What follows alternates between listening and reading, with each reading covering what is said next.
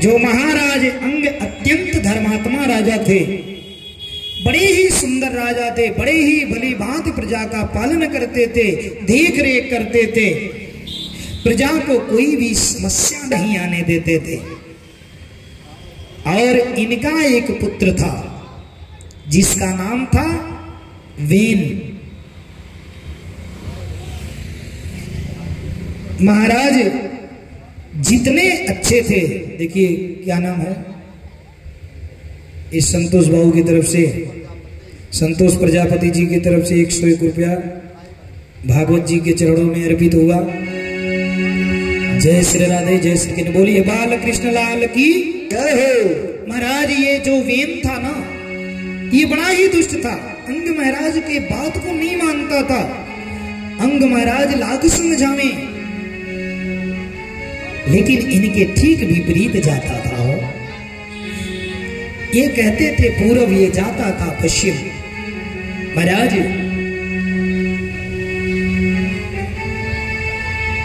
अब संयोग से बेन को इतना समझाए, बेन की दुष्टता देखते देखते महाराज अंग बड़े ही परेशान हो गए। एक दिन रात्रि के समय अंग महाराज पुत्र के दुराचार से दुखी होकर के और राज्य छोड़ करके रात्रि में धीरे से उठे और चले गए हो जंगल में तप करने के लिए। बहुत खोजा गया, बहुत लोग खोजे, बड़ी प्रयास हुआ, लेकिन अंग महाराज मिले नहीं। अंग महाराज कहीं पता नहीं चला। अब जब पता नहीं चला तो राजगादी सुना, सिंहासन खाली पड़ा था। अब बेन इतना दुष्ट था कि ये बेन मंदिरों में ताला लगवा दिया था।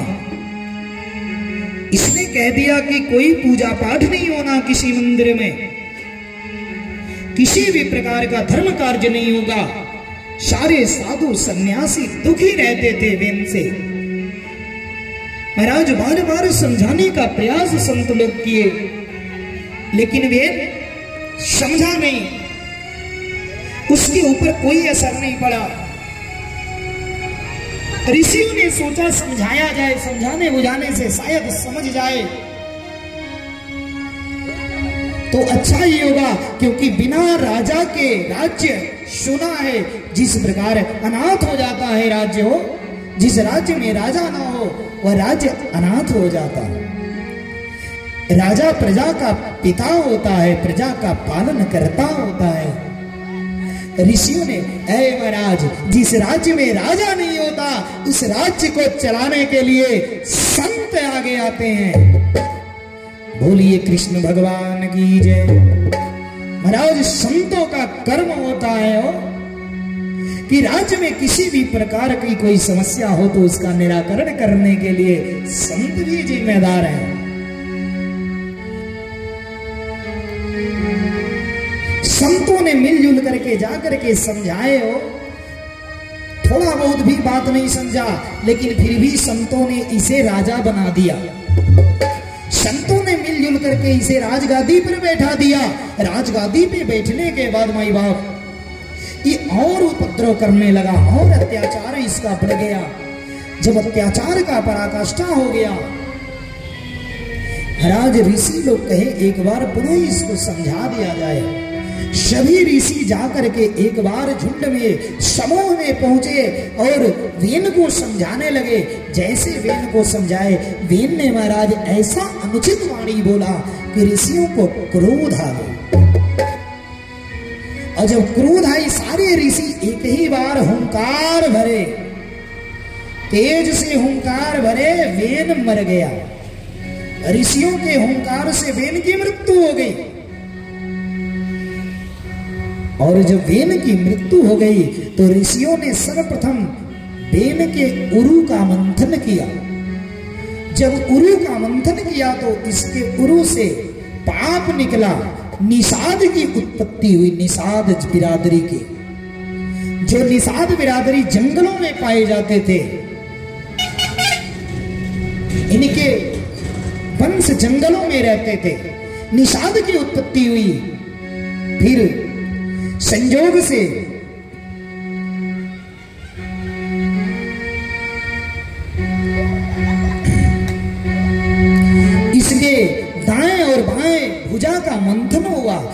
शरीर का मंथन किए ऋषि लोग है, तो इसके शरीरिया से न हो। पृथु और अर्ची, पृथ्वी और अर्ची एक स्त्री पुरुष का जोड़ा निकला। पृथु और अर्ची साक्षात ये विष्णु भगवान और लक्ष्मी के अवतार थे स्वयं। बोलिए पृथु महाराज की जय। अब महाराज संयोग से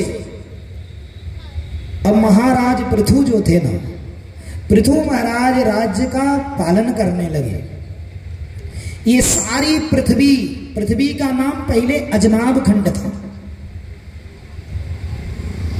पृथ्वी महाराज के नाम से ही पृथ्वी को का नाम पृथ्वी पड़ा, क्योंकि उनका नाम पहले पृथ्वी का अजनाब खंड था। महाराज ये सारी पृथ्वी जो है थी ना, ये उबड़ खाबड़ थी, समतल नहीं थी। जब पृथ्वी समतल नहीं था, महाराज पृथु प्रजा का देख रेख करते थे। बड़े ही सुंदर प्रजापालक राजा थे। संपूर्ण पृथ्वी को हल चला करके स्वयं महाराज पृथु ने समतल किया और रथ के द्वारा 7 बार पृथ्वी का इन्होंने परिक्रमा किया और 7 समुद्र का निर्माण हुआ इनके रथ के पहिया के चक्र से। जल की सुंदर उत्तम व्यवस्था करवाई। संजोग से अन्न नहीं उग रहा था। सभी प्रजा कृषि खेती करते थे, लेकिन अन्न नहीं उगता था। सारी जो भी वस्तु थी ना, सब पृथ्वी सारा रत्न चुरा लिया था, अपने भीतर छिपाई हुई थी। लोगों ने आग्रह किया, पृथु महाराज ने धनुष बाण लेकर के पृथ्वी को मारने के लिए तैयार हुए। और जैसे मारने के लिए तैयार हुए हो, पृथ्वी हाथ जोड़ करके खड़ी हो गई। महाराज क्षमा करें। पृथु महाराज ने कहा, पृथ्वी जो भी वस्तु तू अपने भीतर छिपा करके रखी है वह सब रत्न दे दे, नहीं तो तुझे मैं मार डालूं। महाराज पृथु महाराज के डर से पृथ्वी गाय की रूप बना करके आई हो, गाय का रूप। और गाय का रूप बना करके जब धरड़ी आई तो इनका दोहन करके इनके भीतर से सारा रत्न पृथु महाराज ने निकाल लिया। पृथ्वी को भी अभिमान था। भगवान का कथन है, अभिमान गोविंद ही भावत नहीं। भगवान का भोजन अहंकार है। जिसे जिसे अभिमान हुआ, इस भागवत जी के माध्यम से आपको सुनने को मिलेगा। जिसको जिसको भी अभिमान हुआ, भागवत जी ने सबका अभिमान भगवान ने तोड़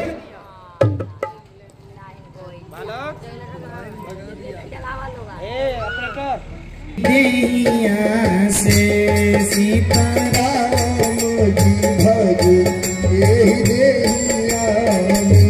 सीताराम जी भजो यही देहिया से सीताराम जी भज यही देहिया कहीं भूली न जइहा बजरिया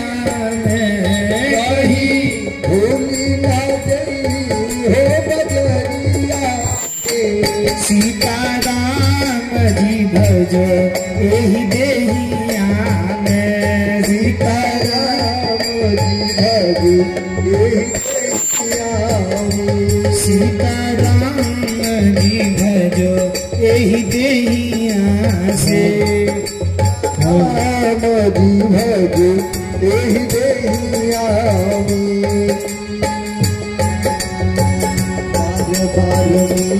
नहीं मानुष के देहिया बार मिली नहीं मानुष के देहिया बार मिली नहीं मानुष के देहिया बार मिली नहीं मानुष के देहिया प्रभु के लगाई न तू देहिया प्रभु के लगाई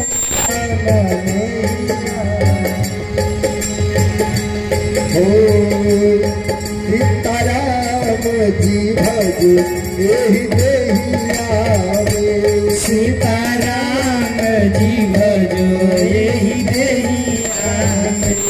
कहीं भूली ना जई हो बजरिया में। कहीं भूली न जई हो बजरिया में। सीताराम जी भज एहि देहिया में। सीताराम जी भजो एहि देहिया में।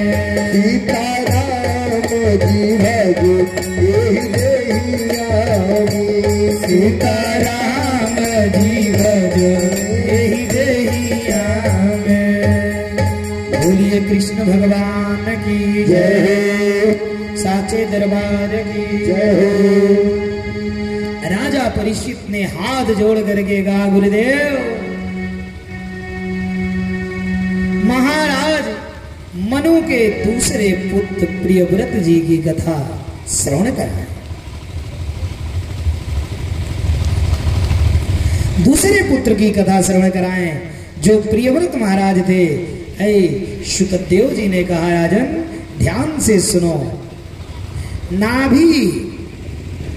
नाभि और मेरु देवी के द्वारा महाराज ऋखम देव हुए, जो जैन धर्म के प्रवर्तक, मुख्य प्रवर्तक थे।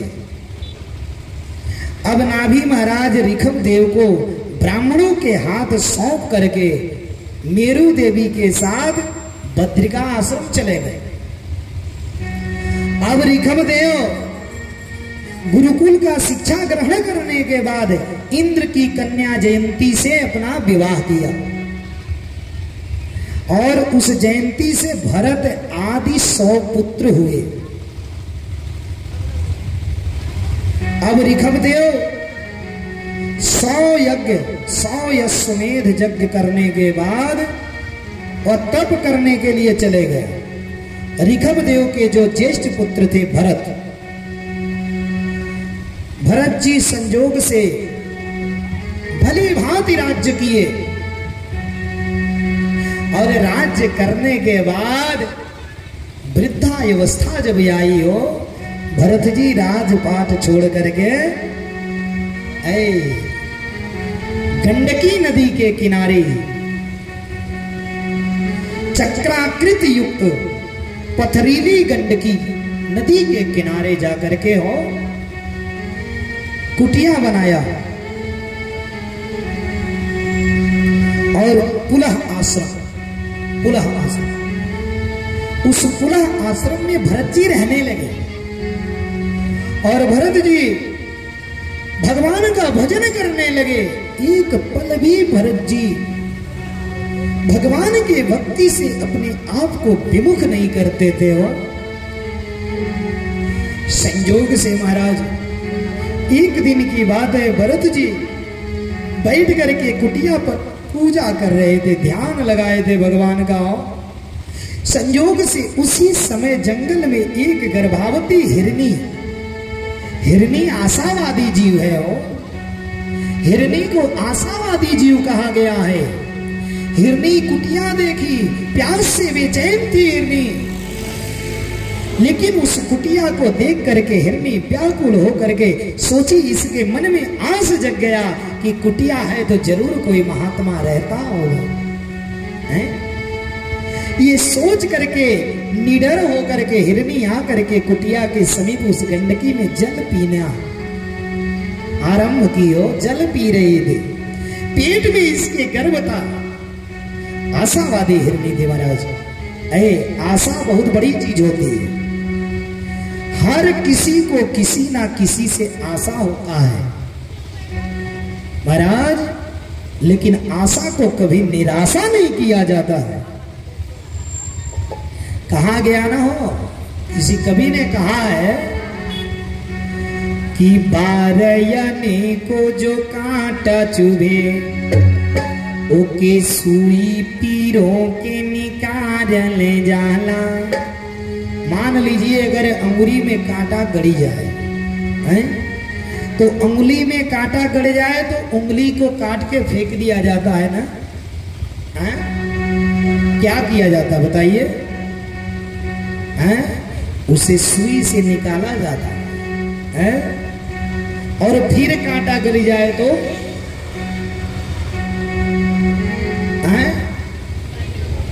फिरो गड़ी जाए तब फिर निकाला जाएगा। आज अगर फिरो गड़ी जाए तो तब भी निकाला जाएगा ना, उंगली नहीं ना काट के फेंका जाएगा कि फेंक दिया जाएगा। अरे बारयानी को जो कांटा चुभे ओके सुई पीरो के निकाल ले जाला, कीचड़ में कंगना गिरी जाला। मान लीजिए अगर कोई सोने का कंगन पहना हो, ए लड़के सुनो, बंद मत करना, जनरेटर में तेल भर दो, तेल ले जाओ फुल करो। महाराज अगर ये सोने का कोई कंगन पहना हो, वो कंगन अगर कीचड़ में गिर जाए तो कंगन छोड़ के चल जाना है ना, कहाँ होगा बताइए? निकाला जाएगा। अरे कीचड़ में कंगना गिरी जाला तो कीचड़ टाल निकाल जाला, अब फूल पे ना बैठे भंवरा, अजवनी फूलवा में परागन होला। एक फूल पर भंवरा भी बैठता है तो उसके मन में आस रहती है, क्या आस रहती है कि इस पे पराग है। भंवरा पराग को चुनता है, वो पराग को चुनता है। जो फूल के ऊपर पाउडर के तरफ पीला पीला होता है ना, वो पराग कण कहा जाता है। वो भंवरा उसी पराग के आस में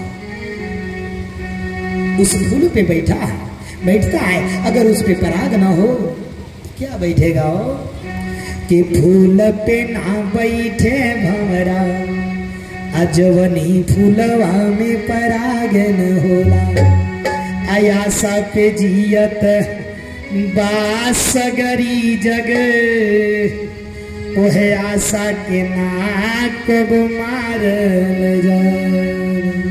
महाराज प्रत्येक व्यक्ति को, प्रत्येक व्यक्ति से आशा है हो, ये सब लोग आशा पर आए हैं, सब लोग आशा पर एकत्रित हुए हैं, आस लगी है सबको, है? तो कभी आशा को निराशा नहीं किया जाता है। तो महाराज उसी प्रकार से इस हिरनी के हृदय में आस था, आस जागृत हुआ कि इस कुटिया में जरूर कोई साधु महात्मा होगा और मुझे बचा लेगा, कोई जीव जंतु मुझे, कोई हिंसक पशु जानवर मुझे मार नहीं पाएगा। और महाराज जल पीने को जैसे मुंह लगाई हो, जंगल में एक शेर ने गर्जन किया और उस शेर के गर्जन से हिरनी डर गई और डर करके हिरनी ने जल में छलांग लगा दिया। छलांग लगाई कि छलांग लगा के कुटिया के पास चले जाऊंगी, लेकिन जब पेट में तनाव बना हो, पेट में इसकी गर्भ था, संजोग से जब तनाव हुआ, वह बच्चा पेट से निकल करके उसी जल में डब दे गिर गया। और जैसे गिरा डब की आवाज हुई, पानी में कुछ गिरेगा तो आवाज होगा, ऋषि ध्यान में थी, डब दे आवाज जैसे सुने ध्यान टूट गया, तुरंत दौड़े दौड़े आए तो देख रहे हैं कि हिरनी तो उस बार गिरी मर गई महाराज, हिरनी के प्राण पखेरु उड़ गए और ये हिरन का बच्चा उसी जल में कूद रहा है। भरत जी दौड़ करके गए, उस बच्चे को छान करके गोदी में ले करके आए कुटिया, और कुटिया पर आने के बाद भरत जी उस बच्चे को जल्दी जल्दी सूखे कपड़े से उसके शरीर को पोंछे और उस बच्चे को दुलार करने लगे। अब भरत जी का दिमाग भगवान से अलग हो गया, कम हो गया, भगवान से दिमाग बट गया है? जो समय परमात्मा में देते थे उसी समय में से कुछ समय हिरन के बच्चे में लग गया, नेह लग गया हो, प्रेम करते थे, भरत जी पूजा करते थे तो हिरन का बच्चा आया करके भरत जी को चाटता था, भरत जी की ध्यान टूट जाती थे, उसे प्यार करने लगते, दुलार करने लगते। भरत जी उस बच्चे को बहुत प्यार किए, उस बच्चे के प्रति भरत जी आसक्त हो गए, आसक्त हो गए। अपना चित्त उस बच्चे के चित्त में समाहित कर दिया। माई बाप जब समाहित कर लिया, संजोग से एक दिन की बात है, भरत जी पूजा कर रहे थे, ध्यान में थे। बच्चा खेलता हुआ उसी कुटिया के पास खेलता था, कहीं जाता नहीं था। लेकिन संजोग से एक दिन ये ध्यान में बैठे थे, बच्चा खेल रहा था, जंगल से कुछ हिरन के झुंड आई, हिरन के साथ में हिरन के बच्चे भी थे, छोटे छोटे।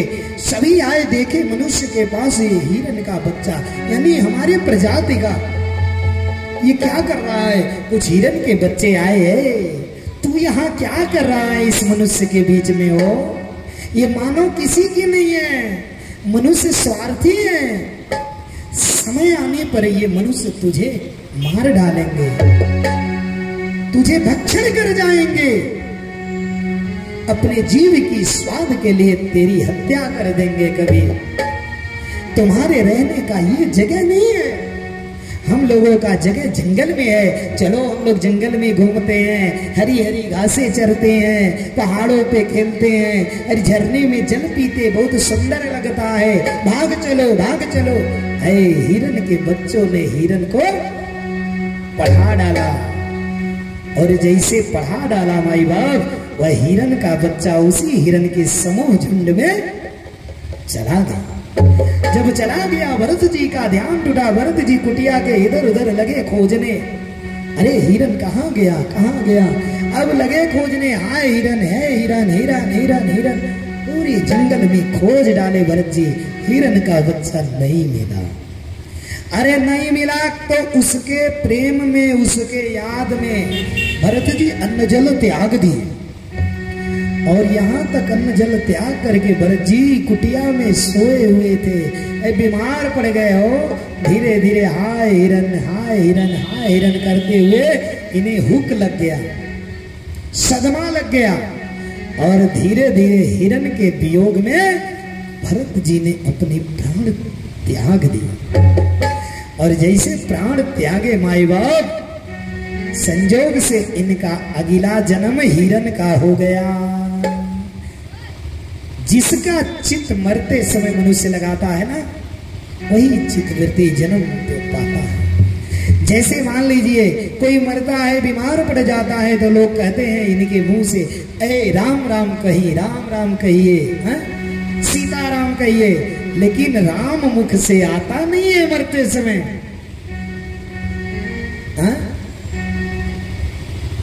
बार बार मुनि जतन कराई, अंत काल अंत समय राम नाम आवत महाराज। अब भरत जी का अगला जन्म हिरन के हुआ। संजोग से इनके ई जन्मवा के बतिया याद था कि मैं पूर्व जन्म में एक भरत नाम का राजा था, मैंने भगवान का तप करने के लिए आया, हिरन के वियोग में मैं हिरन बना हूं। सब इनको ज्ञात था, ये अपने वही कुटिया के अगल बगल रहते थे, कहीं जाए नहीं, जंगल में कभी हरे पत्ते को नहीं खाते थे, हरे घास को नहीं खाते थे। सोचते थे इस घास में जीव है, मैं नहीं खाऊंगा। भरत जी जो हिरन बने थे ना, ये हिरन सूखा पत्ता खाते थे, सूखे पत्ते को खा खा के रहते थे। दुबले पतली शरीर हो गई थी। हिरन जोन में होने के बाद भी परमात्मा का भजन करते थे उसी कुटिया के अगल बगल घूम करके। संजोग से एक दिन की बात है, जंगल में आग लग गई, 2 पेड़ों के घर्षण से आग लग गई। ऐ सभी जीव जंतु जंगल छोड़ करके लगे भागने, सब जंगल छोड़ करके भागने लगे। और जंगल छोड़ करके जब सब भागे हो, संजोग से अब उसी जंगल में ये भी थे, लेकिन ये हिरन भागे नहीं, उसी आग में जल करके मर गए। और जब मरे महाराज तो अगला जन्म इनके एक अंगिरस गोत्र के ब्राह्मण के वहां हुआ। अंगिरस गोत्र के ब्राह्मण के 2 पत्नी थी। एक पत्नी से 8 पुत्र थे, दूसरी पत्नी से जोड़ुआ पुत्र हुए, जिसमें ये भरत जी भी थे।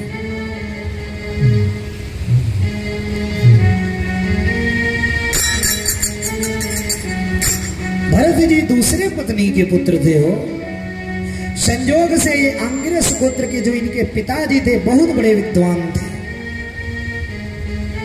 बहुत बड़े विद्वान थे। सभी भाई और 9 भाई जो और थे सब कमाने खाने में पंडिताई करते थे, पूजा पाठ करते थे, यज्ञ अनुष्ठान करते थे।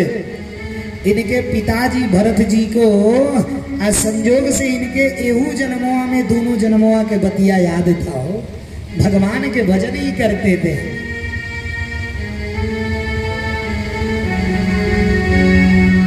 इनके पिताजी कहे भरत जाओ कथा बाँच करके आओ।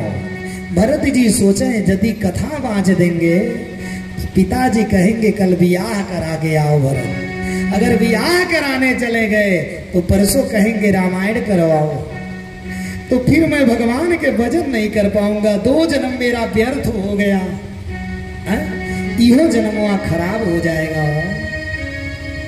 महाराज भरत जी महाराज की कथा उथा बाँचने नहीं जाते थे। घर भर इनसे परेशान थे। भौजाइयां रोटी बनाते बनाते परेशान थी कि भरत जी का भोजन सबसे तगड़ा था।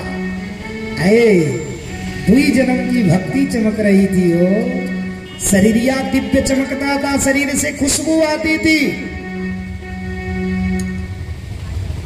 भरत जी ने महाराज भगवान का भजन करना आरंभ किया।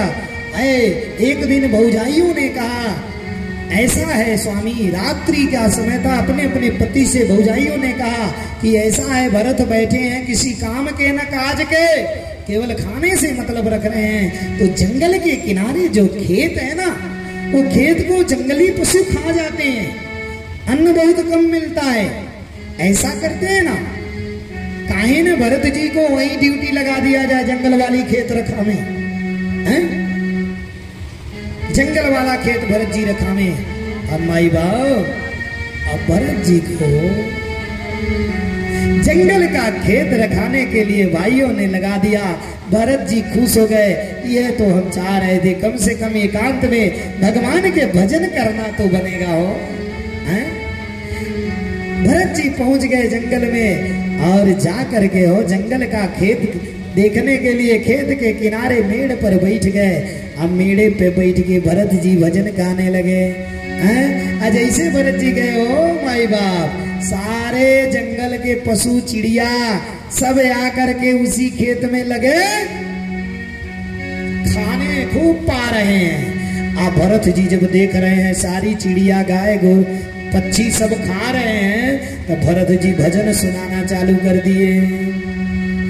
अरे राम जी के चिड़िया राम जी के खेत, छक्को चिड़िया भरी भरी पेड़। राम जी के चिड़िया राम जी के खेत, छक्को चिड़िया भरी भरी पेड़। राम जी के चिड़िया राम जी के खेत, छक्को चिड़िया भरी भरी पेड़। राम जी के चिड़िया राम जी का खेत, छक्को चिड़िया भरी भरी पेड़। राम जी के चिड़िया राम जी के खेत, छक्को चिड़िया भरी भरी पेड़। राम जी के चिड़िया राम जी का खेत, छक्को चिड़िया भरी भरी पेड़। राम जी के चिड़िया राम जी के खेत, छक्को चिड़िया भरी भरी पेड़। राम जी के चिड़िया राम जी का खेत, छक्को चिड़िया भरी भरी पेड़। राम जी के चिड़िया राम जी के खेत, छक्को चिड़िया भरी भरी पेड़। राम जी के चिड़िया राम जी का खेत, छक्को चिड़िया भरी भरी पेड़। अब महाराज ई भरत जी भजन सुनावे, आ चिड़ई चुरुम जितना थे वो खूब प्रेम से पावे।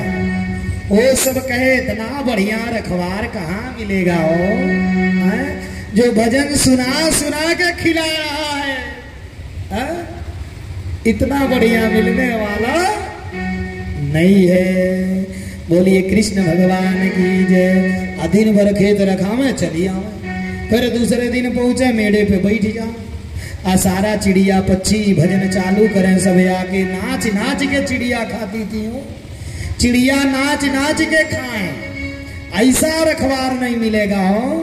अब भरत जी मेड़े पे बैठ के भजन चालू, राम जी के चिड़िया राम जी के खेत, चको चिड़िया भरी भरी के, राम जी की चिड़िया राम जी का खेत, चको चिड़िया भर भर के। राम जी के चिड़िया राम जी के खेत, चको चिड़िया भरी भरी के। राम जी की चिड़िया राम जी का खेत, चको चिड़िया भर भर के। अब सारा चिड़ई रोजो खाए, अब भरत जी यही तरह से भजन सुनावे। संजोग से महाराज कटिया का समय आया, भौजाइयों ने कहा भरत बाबू खेत को रखाए, खेत की रखवाली खूब बढ़िया किए हैं, खूब सारा अन्न हुआ होगा। अब बोरा ओरा लेके भाई लोग पहुंच गए कटिया करने के लिए। बाबू हो जब खेत में पहुंचे तो देख क्या रहे हैं कि हर साल तो डठो बच जाता था, अब की तो डठो स्वाहा। भाइयों ने कहा है भरत भरत, भरत जी ने कहा हाँ भैया। अरे क्या हुआ हो सारा अनाज?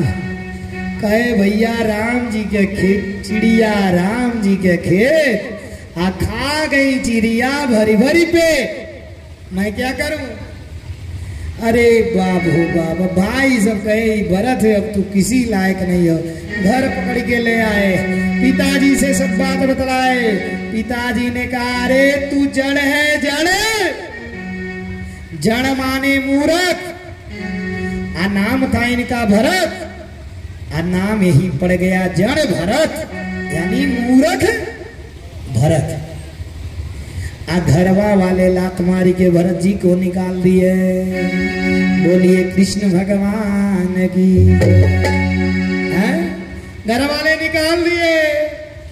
अब भरत जी महाराज कहे ये तो हम चाह रहे थे हो, अब ये आजाद हो गए, अब भगवान के भजन में कोई रोकने वाला नहीं है। बोलिए कृष्ण भगवान की जय। आदि शक्ति जगदम्बा की जय। महाराज अब भरत जी भगवान के भजन करते हुए चल रहे हैं। भरत जी मलमूत्र त्याग करने भी नहीं बैठते थे, वो भी चलते चलते ही मलमूत्र को त्यागते थे कि इतना देर भी भगवान का भजन नहीं विरक्त होना चाहिए। भरत जी स्नान नहीं करते थे, लेकिन शरीरिया से इतना सुगंध निकलता था कि कोसों कोसों दूर वातावरण शुद्ध सुगंधित हो जाता था। 3 जन्म की भक्ति झलक रही थी, 3 जन्मों की भक्ति का प्रभाव था। माई बाप अब इसके बाद धीरे धीरे महाराज भरत जी भगवान का भजन करते चल रहे। हरि श्रीमन नारायण नारायण नारायण, श्रीमन नारायण नारायण नारायण, श्रीमन नारायण नारायण नारायण, श्रीमन नारायण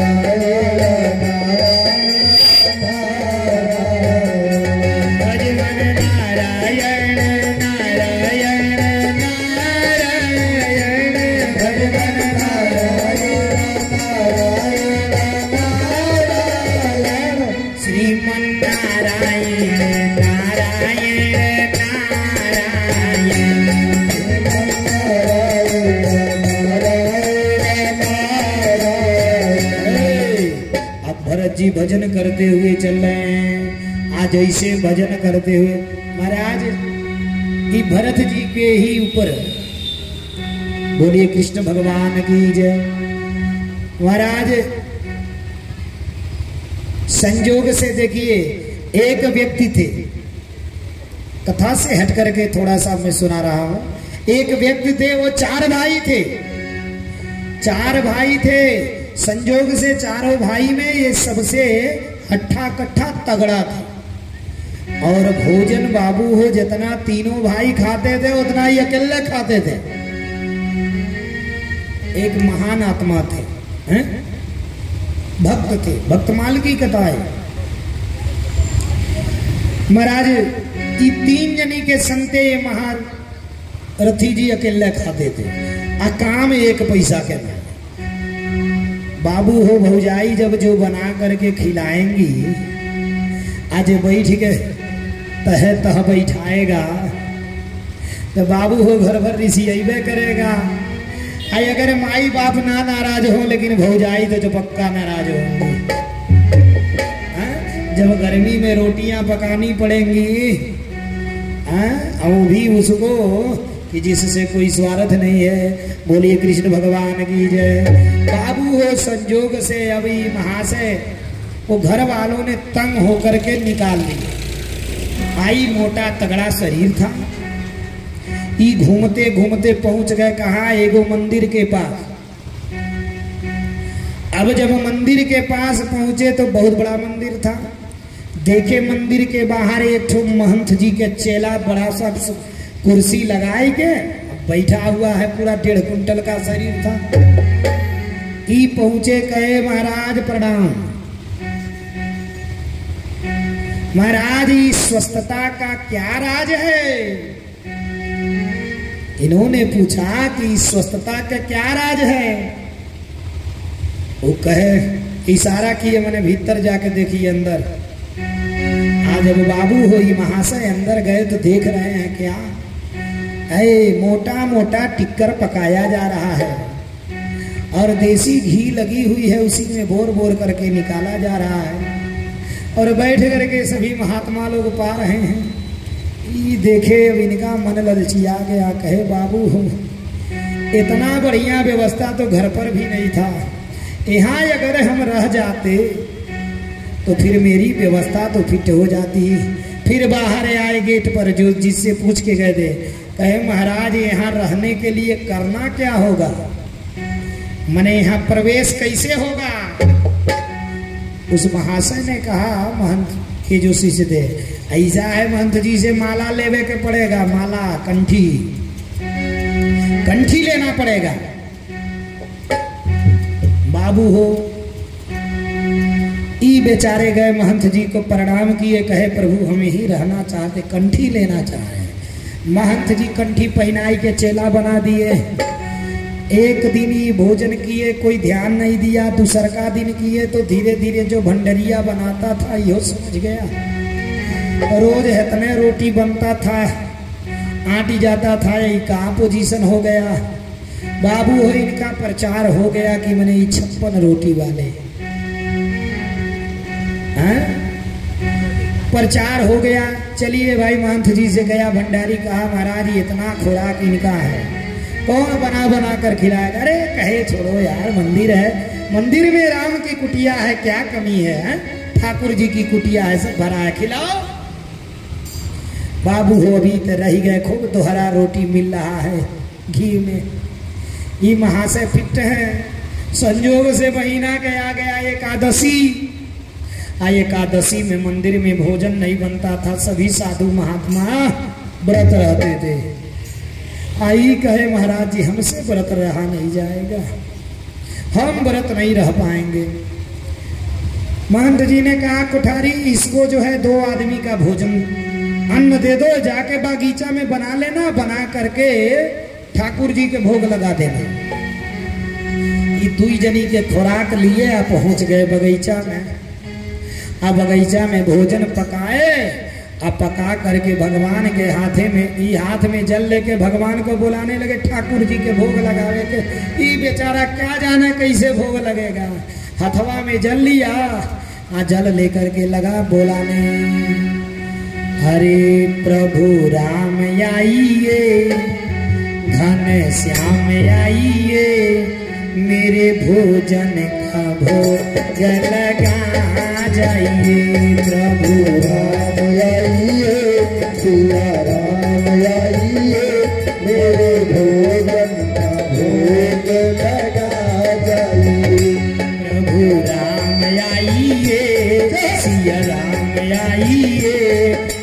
भोजन का भोग लगा जाइए।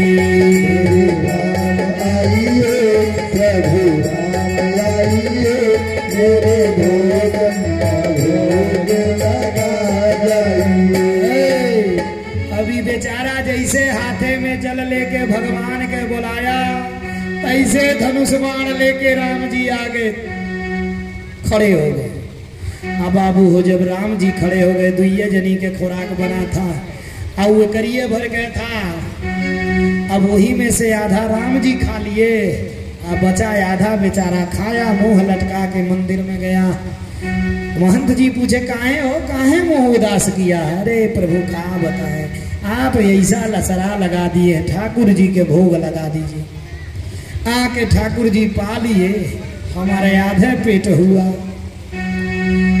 महंत जी सोचे कि ई पेटहा आदमी है, ई झूठ में बोल रहा है, कहीं इसको डोजवा कम हो गया होगा। बाबू फिर रहने लगा। दूसर का महीना आया, दूसर का महीना जब आया तो एकादशी जब आया तो गुरुजी ने कहा कोठारी से ऐसा इसको 3 आदमी का खुराक दे दो।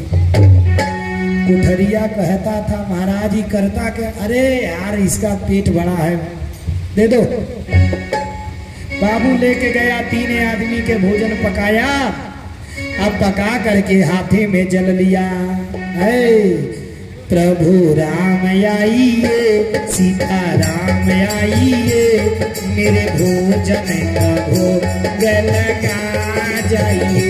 प्रभु राम आइए, सिया राम आइए, मेरे भोजन का भोग लगा जाइए। सीता राम आइए, प्रभु राम आइए, मेरे भोजन का भोग लगा जाइए।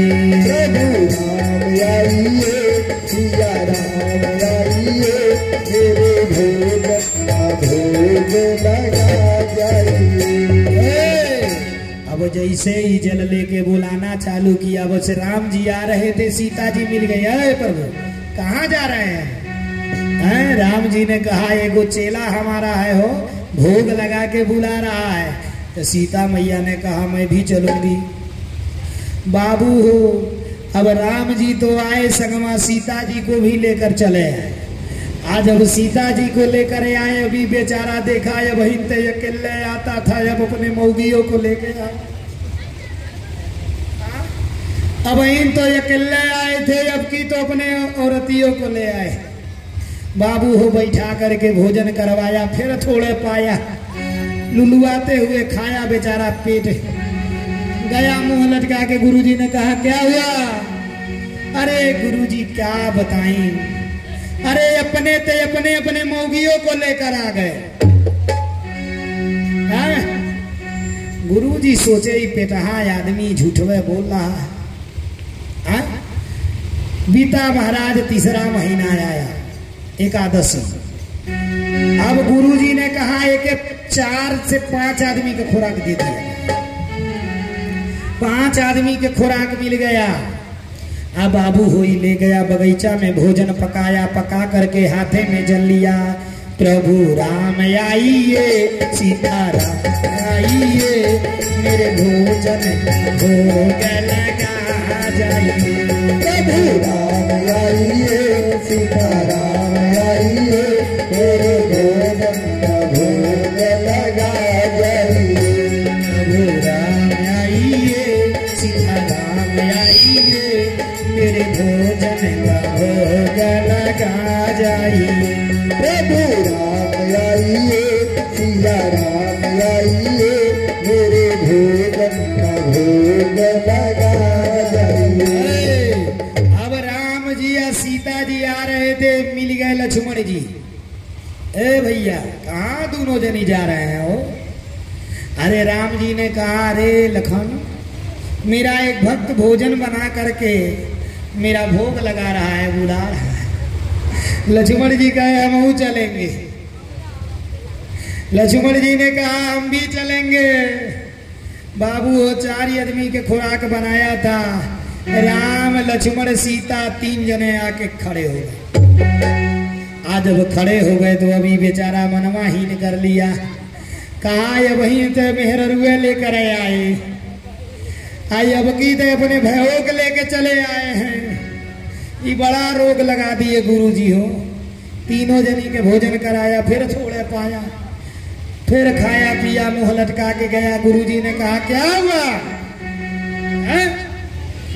अरे गुरुजी रौरे ऐसा नजरा लगा दिए हैं कि अपने तया दादा पत्नियों को लेकर आए, अब की अपने भाइयों को लेकर आए हैं, कहीं अगले बार लड़कों ने लेकर आए।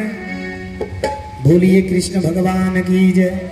तो अगला महीना के एकादशी आया, गुरुजी ने कहा इसे 6 आदमी का खुराक दे दिया जाए। आई अब की हम छिप के इनको पकड़ता हूँ, ये कर क्या रहा है खाना, सब खा रहा है, अपने पढ़ा रहा है हमको। गुरुजी आके एगो पेड़े के आड़े में छिप गए। आज चिलवा भोजन बनाया 6 मनई के, आ भोजन बना करके हो हाथ लिया, हाथ में जल बोलाने लगा, प्रभु राम आइए, धन श्याम आइए, मेरे भोजन भोजन खा जाइए। प्रभु राम आइए, सीता राम आइए, मेरे भोजन का भोजन लगा जाइए। प्रभु राम आइए, धन श्याम आइए, मेरे भोजन का भोजन लगा जाइए। प्रभु राम आइए, सीता राम आइए, मेरे भोजन का भोजन लगा जाइए। आज जैसे चिलवा कहा, अब राम लक्ष्मण सीता आ रहे थे तो ले भरत शत्रुघ्न हनुमान मिल गए। प्रभु कहाँ किले? राम जी ने कहा अरे ऐसा है, एगो शिष्य हमारा भोग लगा बुला रहा, हम लोग भी चलेंगे। अब साथे बाबू हो 3 3 6, अब भोजन बना है 6 मनई के। अब 6 जनी आके हो गए खड़ा। आज जब खड़ा हो गए तो अभी लगा रोने, कहे आज तो गुरुजी छोड़ेंगे नहीं हो दादा। अब इन तो 3 आते थे, अब 6 ठो आ गए। अभी रो रहा तो ले गुरुजी नखड़ा कर, अभी रो रहा, गुरुजी सामने आए, चलो क्या टोटंकी किया है? गुरुजी को भगवान दिखाई नहीं दे रहे, गुरुजी को नहीं लौक रहे हैं। अच्छे लवा रो रहा है, गुरुजी कहे बात ड्रामा बंद कर, क्या ड्रामा किया है? अभी कहे गुरुजी ये देख नहीं रहे हैं 6 जने, मूर्ख बना रहे हो हैं? ए भगवान के कथन है हो कि निर्मल मन जन सो मोही भावा, निर्मल मन जन सो मोही भावा, मोहि कपट छल छिद्र भावा। सिया राम जय जय राम, राम सिया राम जय जय राम। अभी चिलवा कहे गुरुजी आपको दिखाई नहीं दे रहे। गुरुजी ने कहा बट अभी रोवे राम जी, ए लक्ष्मण जी, हमारे गुरुजी के दिखाई दे दे, नहीं तो हम घर से खेदराए हुए हैं, मंदिर में ठिकाना है से खेदा जाएंगे तो खैले बिना मर जाएंगे। अरे दर्शन दे दीजिए। राम जी ने कहा है तुम्हारे गुरु का सामर्थ्य नहीं है ओ हमको देखने का। अरे कहा नहीं, अरे प्रभु दया करिए, अगर आप हमारे गुरु जी को दर्शन नहीं दिए तो हम कल मंदिर से खेदरा जाएंगे, खाए बिना मरेंगे, सब पाप आपे को लगेगा। भगवान सोचे हो, भगवान भगत के बस में हो। भगवान ने तुरंत उस शिष्य के कृपा से गुरु को भगवान ने दर्शन दिया, जो इतने बड़े महंत थे हो, जो जितना वो सारा उम्र पूजा करते बीत गया लेकिन कभी ठाकुर जी को देखे नहीं, केवल ठाकुर जी को भोग ही लगाते रह गए।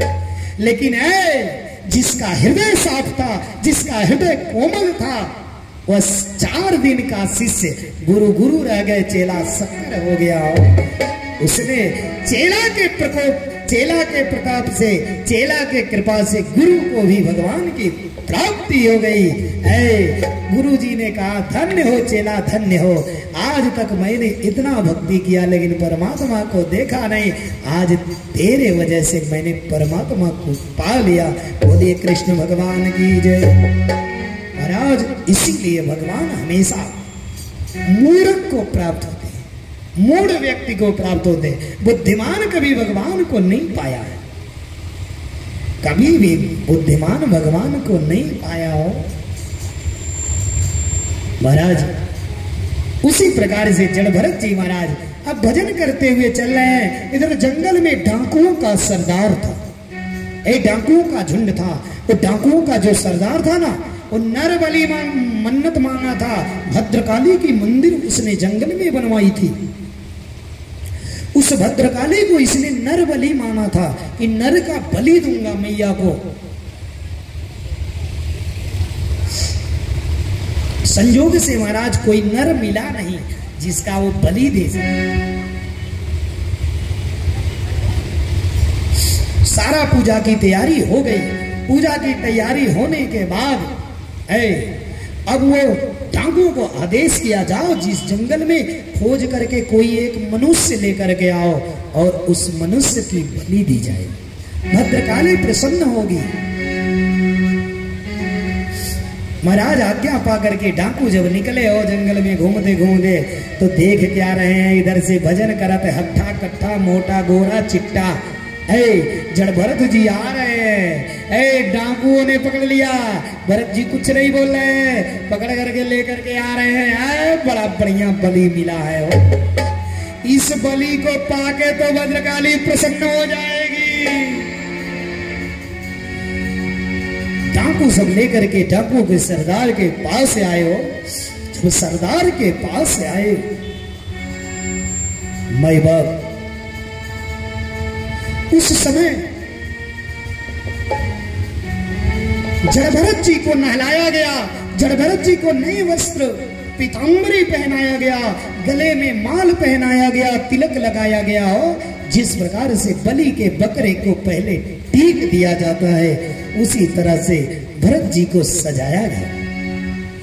और उस डाकुओं के सरदार ने कहा चलो भद्रकाली के सामने सर नीचे करो। और हाथ में खड्ग ले लिया है। हाथ में खड्ग लेकर के डाकू का सरदार खड़ा हो गया और भरत जी भद्रकाली के सामने मूड़ी नीचे कर, जैसे मूड़ी नीचे किए भद्रकाली प्रसन्न हो गई। जाने अनजाने में जैसे भी भगवान का पूजा हो जाए, भगवान स्वीकार करता है, नारायण स्वीकार करता है। माई बाप जैसे जड़ भरत जी ने सर नीचे किया, डाकुओं के सरदार ने खड्ग उठाया सर का बलि देने के लिए। उस मूर्ति तड़तड़ा करके मूर्ति फट गई और मूर्ति में से भद्रकाली निकल गई। और निकल करके भद्रकाली ने उस डाकू के सरदार का गला काट दिया।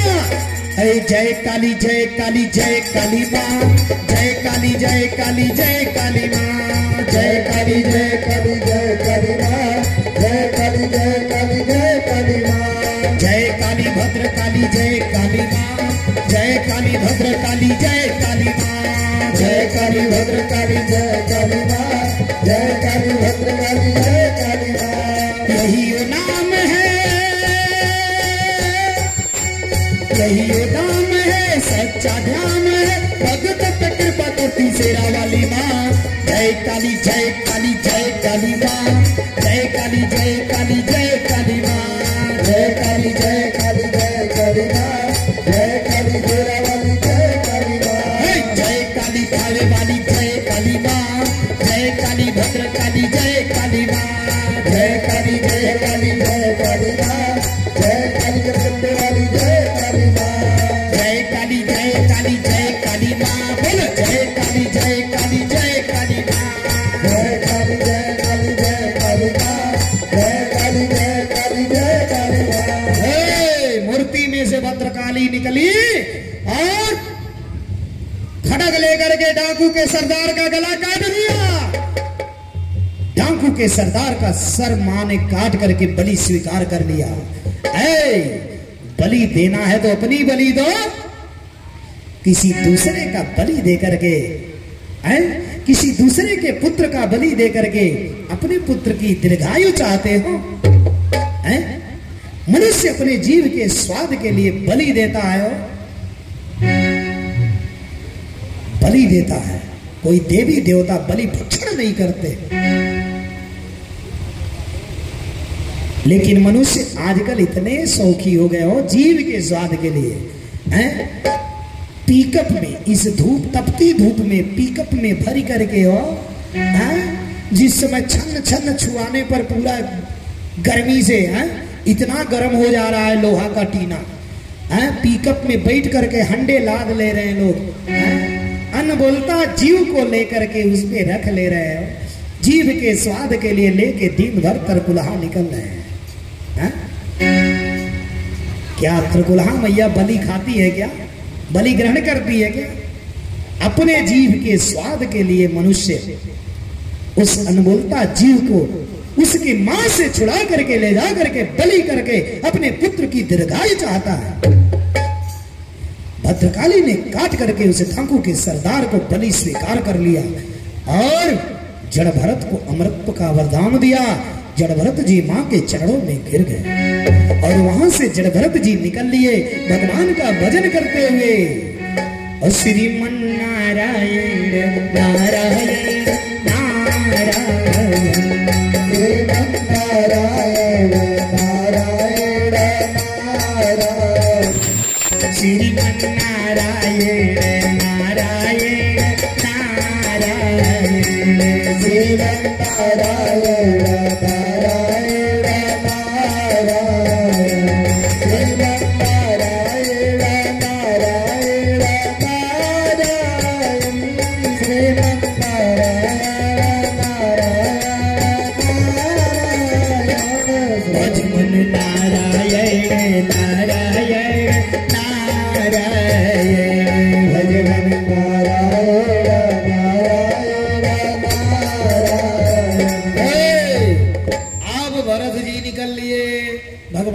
भजन करते हुए माई बाप। और जैसे चले महाराज, रास्ते में सिंधु सौवीर देश का राजा रहुगढ़ पालकी से जा रहा था। संजोग से जब पालकी से यात्रा करने के लिए निकला था, जा रहा था, उसके पालकी का एक कहार बीमार पड़ गया। ठीक है, अब बिना एक कहार के पालकी चलेगा कैसे? और 4 कहार होते हैं, 4 कहार होते हैं, एक बीमार पड़ जाए तो 3 कैसे न जाएंगे? अब रहुगढ़ राजा ने आदेश दिया कहारों से, जाओ और जा करके एक मनुष्य कोई भी पकड़ के लाओ जो कहार बीमार है, इसकी जगह पर वो पालकी ढो सके। महाराज अभी कहार खोजते खोजते गए सब, तौले इन्ने भजन करते हुए जड़ भरत जी आ गए। आज जैसे जड़ भरत जी दिखे हो, कहार सब पकड़े हल्ले के गए, बड़ा रिष्ट पुष्ट है हो, खूब बढ़िया पालकी ढोवेगा।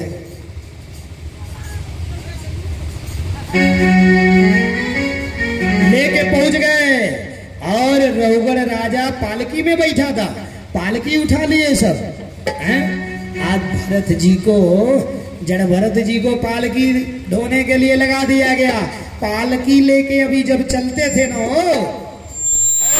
तो रहिया में अगर चूंटी दिखाई देता था तो टप दे भरत जी कूद जाते थे पालकिया लेके।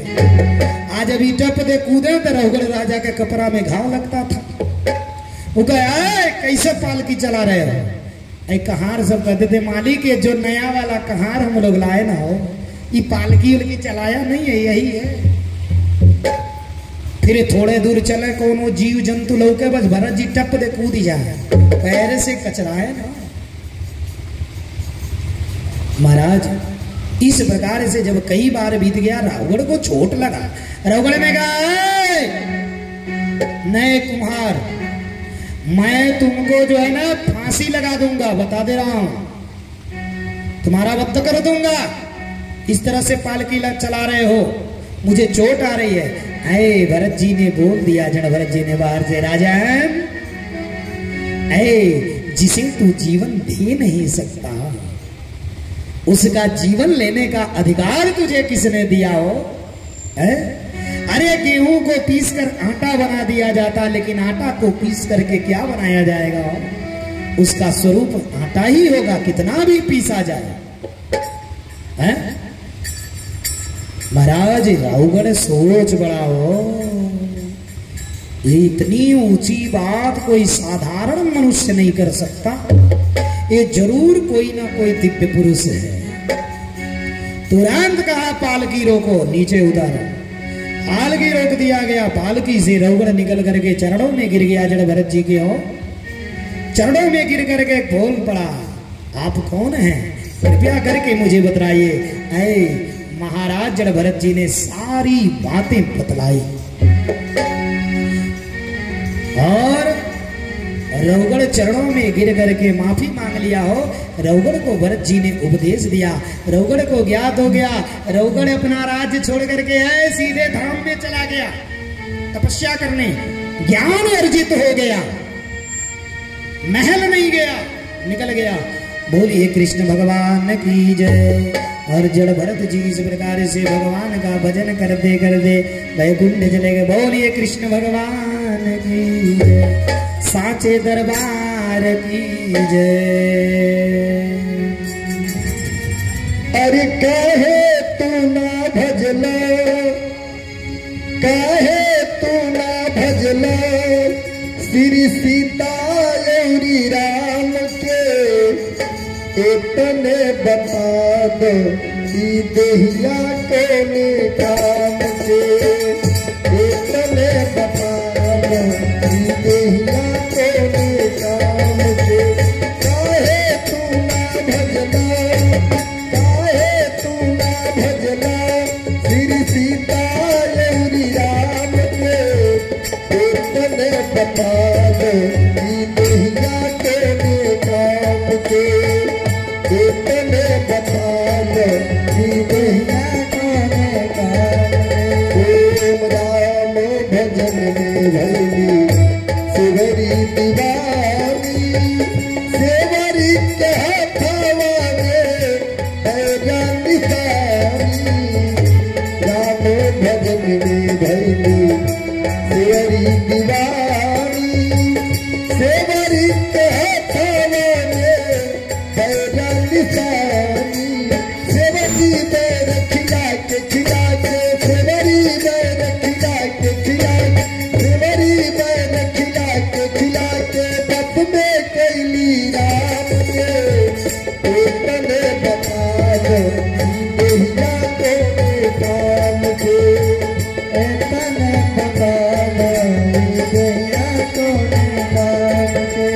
काहे तू ना भजला, काहे तू ना भजला, श्री सीता गौरी राम के, इतने बता दो ई देहिया के काम के, इतने बता दो ई देहिया के काम के। ओम राम भजन में भैया हनुमत दीवाना, हनुमत के हाथवा में गदवे निशाना। राम भजन में भैया हनुमत दीवाना, हनुमत के हाथवा में गदवे निशाना। राम भजन में भैया हनुमत दीवाना, हनुमत के हाथवा में गदवे निशाना। हनुमत दीवाना, हनुमत के हाथवा में गदवे निशाना। हनुमत गदा चला के चला के, हनुमत गदा चला के चला के, हनुमत गदा चला के चला के, हनुमत गदा चला के चला के, बस में कैले राम के, इतने बता दो ई देहिया के काम के।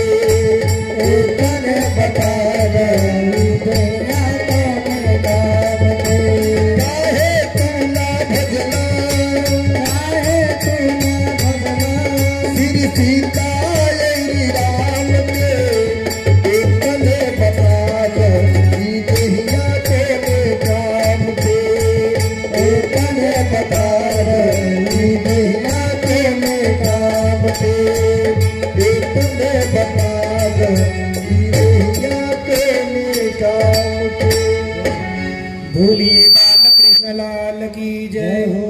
श्री कृष्ण भगवान की जय हो। सांचे दरबार की जय हो। राजा परीक्षित ने शुकदेव जी से निवेदन किया, गुरुदेव कृपया हमें पाताल का वर्णन बतलाइए। शुकदेव जी ने कहा, राजन ध्यान से सुनो। सिंहिका का पुत्र राहु सूर्य के 10,000 योजन नीचे नक्षत्र के समान घूमता है और तप रहे सूर्य का यह मंडल 10,000 योजन विस्तीर्ण में फैला हुआ है। चंद्र का 12,000 योजन और राहु का 13,000 योजन है। ऐसा उसके नीचे 10,000 योजन प्रसिद्ध चारण्य और विद्याधरों के वास स्थान है। उसके नीचे यक्ष राक्षस पिशाच प्रेत और भूतों के विहार प्राण रूप अंतरिक्ष हैं। जहां तक वायु बहती है या मेघ पाए जाते हैं ना, वहां तक उसकी सीमा है। उसके नीचे 100 योजन तक पृथ्वी है, जहां पर हंस घास सेन और गरुड़ादि पक्षी श्रेष्ठ उड़ते हैं। इस प्रकार पृथ्वी की रचना और स्थिति का मैंने वर्णन किया। इसके नीचे 7 भूविवर पाताल हैं।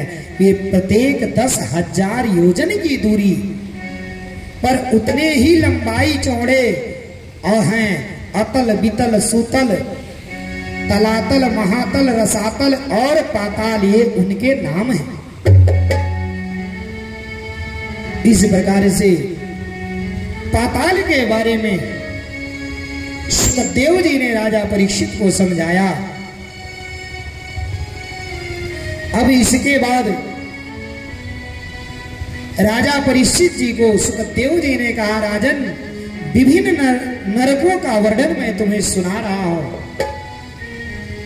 जो नरक है वो कैसे है?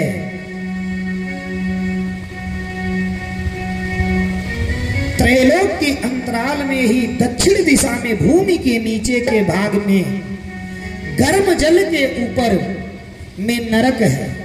गर्म जल के ऊपर में नरक है।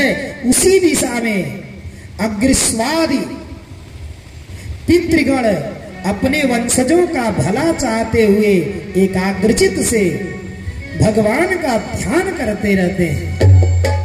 उसी दिशा में भगवान पितृराज वैवस्वत प्राणियों को मारने के बाद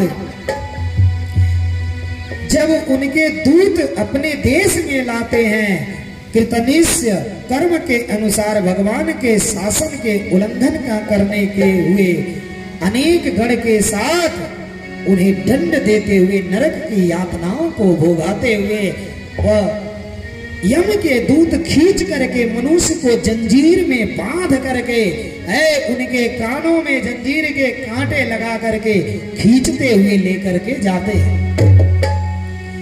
गर्म रेत पर लेकर के जाते हैं। गर्म धूप रहती है। ऐसे समय में वह प्राणी वह जीव आत्मा त्राही त्राही करता है, वो चिल्लाता है, प्यास से बेचैन होता है। और पीछे से ये जो जम के दूत है ना, वह उनके ऊपर कोड़े से मारते रहते हैं। और जब कोड़े से मारते रहते वह जीव गिर करके बेहोश हो जाता है।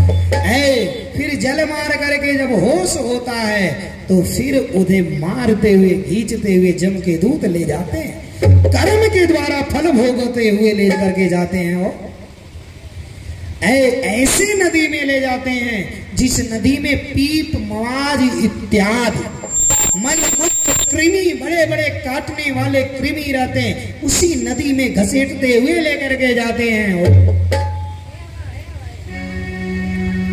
और वह मनुष्य चिल्लाता है, लेकिन उस जीव को बचाने वाला कोई वहां रक्षा करने वाला नहीं मिलता है। और वह जीव